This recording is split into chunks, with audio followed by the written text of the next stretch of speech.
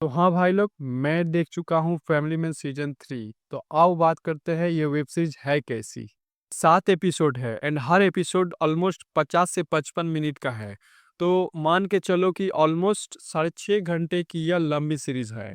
And मैं पहले ही बता दूं, यह सीरीज इस सीजन में नए मिशन को लेकर खत्म नहीं होती है, कंक्लूड नहीं होती है।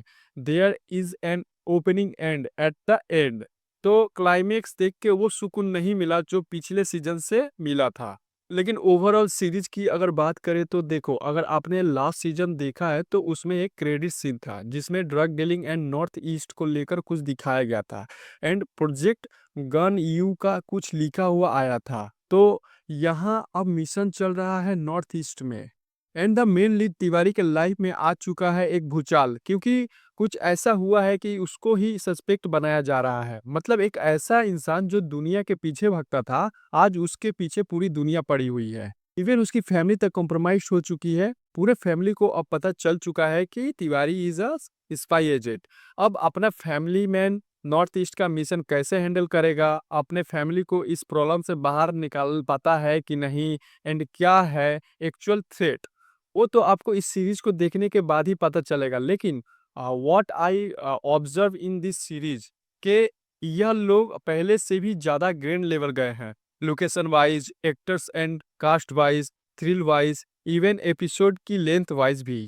एपिसोड की लेंथ इस बार फील होती है। मैं यह नहीं कह रहा हूँ कि वो बोर थे या नॉट रिक्वायर्ड थे, लेकिन somehow I fact disconnect this time only because of its open ending. बिना कंक्लूजन के ऐसे ही छोड़ दिया, no results at all. But तारीफ करूंगा इसके एक एक एक्टर की, भाई राज एंड डीके की डायरेक्शन एंड इनकी सिनेमेटोग्राफी।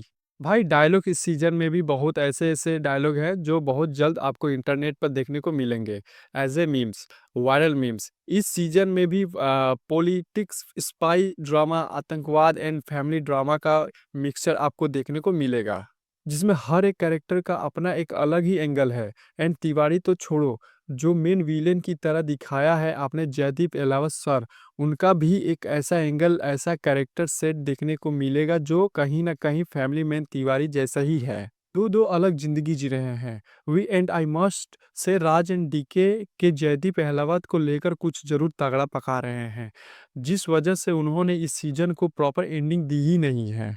वैसे राज एंड डीके की एक सीरीज आई थी फर्जी, तो उस सीरीज में उन्होंने फैमिली मैन के साथ क्रॉसओवर किया था।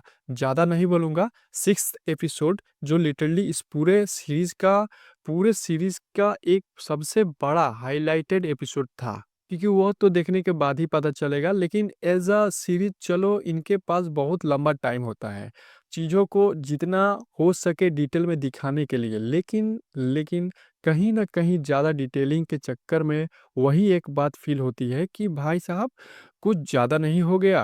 ये मतलब कुछ भी, आई मीन सीरियसली सब कुछ ऑथेंटिक फ़ील होने के बावजूद लगने लगता है कि भाई पॉइंट पे आओ ना, सीधे। लेकिन बीच-बीच में तिवारी एंड जेके के बीच में जो बैंटर कॉमेडी चलते रहती है, उसके ज़रिए आपको हँसाया ज़रूर जाएगा। बहुत से कॉमेडी सिचुएशन भी इसमें ऐड किए गए हैं जो देखने में अच्छे लगते हैं।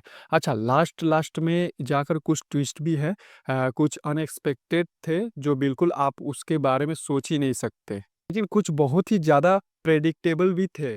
तो आउट एंड आउट ये सीरीज अच्छी तो है, लेकिन पहले 2 सीजन के मुकाबले थोड़ी स्लो लगी। हाँ, शायद ये भी हो सकता है कि इसके आने वाला फोर्थ पार्ट इस सीजन की सारी चीज़ों को सम अप करे एंड कुछ हटके कुछ बड़ा ही हमको देखने को मिले। वही कंक्लूजन। बाकी कोई न्यूडिटी सीन नहीं है। हाँ, एक किस जरूर है, लेकिन वही गालियाँ वगैरह किलो की मात्रा में है। ना, मैं फैमिली मैन होने के बाद भी फैमिली के साथ देखना कि नहीं देखना वो आपका डिसीजन है।